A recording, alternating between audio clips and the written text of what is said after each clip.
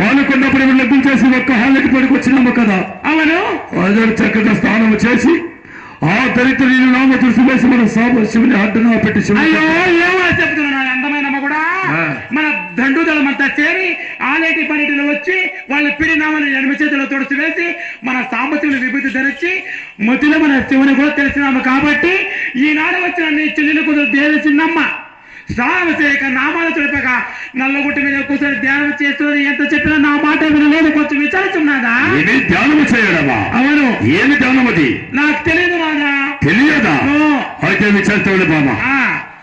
Shiva Shiva Sekhara